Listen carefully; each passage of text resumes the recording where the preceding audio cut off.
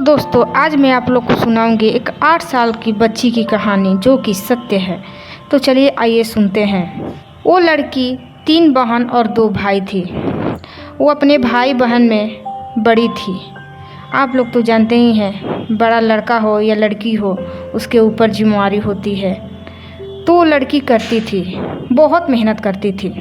उसके पिता मजदूरी करते थे।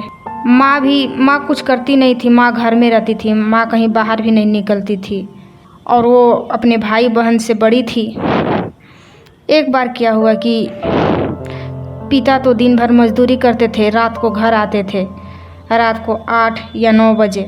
वो लड़की क्या करती थी कि शौक से मतलब देखा देखी में क्या करती थी कि कुछ बाहर भीतर काम करती थी। वो लड़की पढ़ना चाहती थी, बहुत पढ़ना चाहती थी। मतलब उसके पढ़ने में बहुत मन लगता था। काम भी करती थी और पढ़ाई भी करती थी। पढ़ना भी ज़रूरी था उसके लिए और काम भी ज़रूरी था, क्योंकि उसके भाई बहन अभी पूरे छोटे थे, बहुत छोटे थे। उसके माँ भी करती थी काम, लेकिन लड़की लोग का तो जानते ही हैं कि वो घर में ही पहले काम करती थी। तो उसका शौक़ था पढ़ाई, और पढ़ाई भी करती थी और काम भी करती थी और बाहर भी काम करती थी। एक बार क्या हुआ कि अपनी दादी के साथ गई खेतों में क्या होता है कि आप लोग देखे होंगे कि जो धान उगता है, गेहूँ उगता है, वो बड़ा हो जाता है, फिर कटाता है। तो क्या करते हैं कि जो गिरा हुआ रहता है खेतों में मशीन से कटवाते हैं या आदमी लगाकर कटवाते हैं।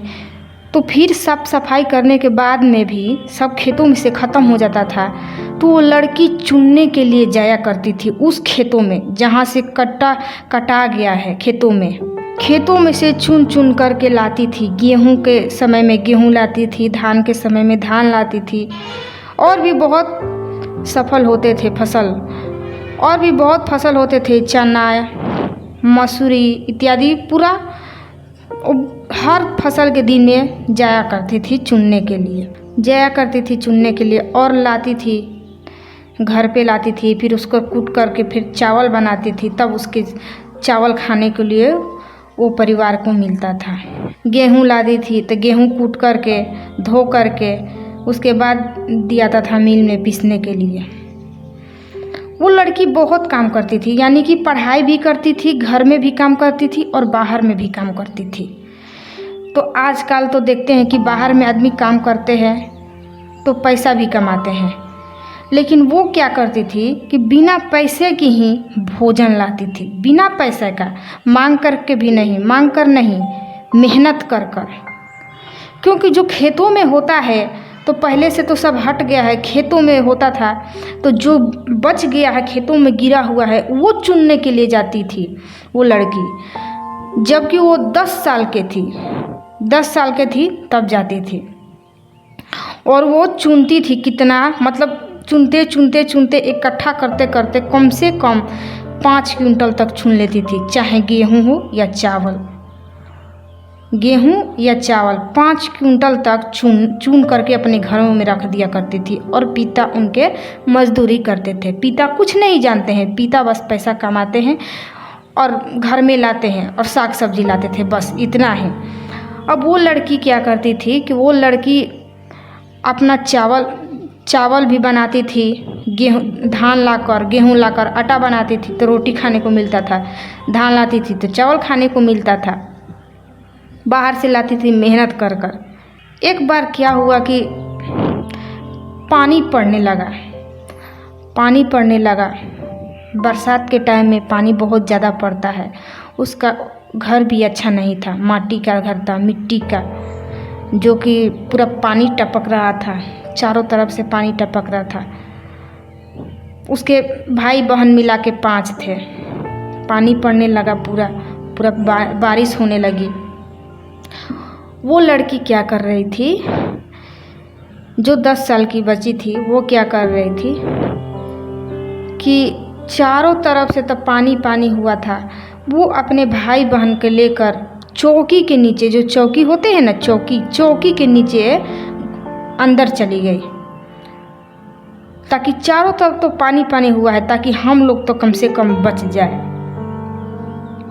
अपने भाई बहन को लेकर के चौकी के नीचे अंदर चली गई। जब बारिश के दिन में, पहले बारिश भी बहुत ज़्यादा होता था, 2-2 घंटे 3-3 घंटे होती थी, जल्दी रुकने का नाम नहीं लेता था। उसका घर भी अच्छा नहीं था, मिट्टी का घर, ऊपर से पानी बरस रहा था, वो टप टप चू रहा है, इतना पानी कि पूछिए मत।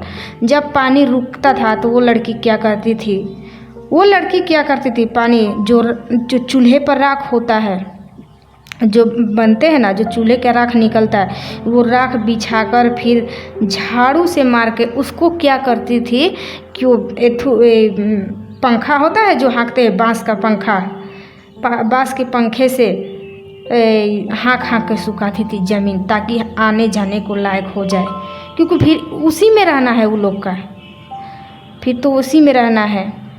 फिर भगवान भी क्या करते थे कि 2 घंटे के बाद रुक गए, 2 घंटा में वो लड़की सुखवा ली, फिर 2 घंटे के बाद पानी आ जाता था। पहले होता था, अब तो नहीं होता है उतना। अब उतना बारिश हो या पत्थर पड़े, अब कोई फ़र्क नहीं पड़ता है। पर ऐसे भी बहुत लोग हैं जिसे फ़र्क पड़ता है, गरीब लोग भी बहुत हैं। लेकिन ये सत्य घटना है, सच्ची कहानी है जो मैं आप लोगों को सुना रही हूँ। तो वो लड़की क्या करती थी कि परेशान हो जाती थी, पानी रुक रुक के आ रहा है, पानी रुक रुक के बार बार सुखाती थी, बार बार भींजता था, बार बार सुखाती थी और बार बार भींज जाता था। तो वो लड़की मन ही मन में, और किसी से नहीं कहती थी, मन ही मन में कहती थी कि मेरा भी घर अच्छा होता, मेरा भी घर ईंटा का होता, पक्का का होता, ये सब नहीं करना पड़ता। वो मन ही मन में सोचती थी, लेकिन कहती नहीं थी किसी से। फिर अगले दिन क्या करती थी कि जब बारिश हुआ रहता था, अगले दिन क्या करती थी कि वो जो लकड़ी होता है ना खेतों में, जो कि खाना बनाते हैं, लकड़ी होता था, वो तो गांव से बिलोंग करती थी। लकड़ी जो होता था वो चुनने के लिए चली जाती थी। क्यों?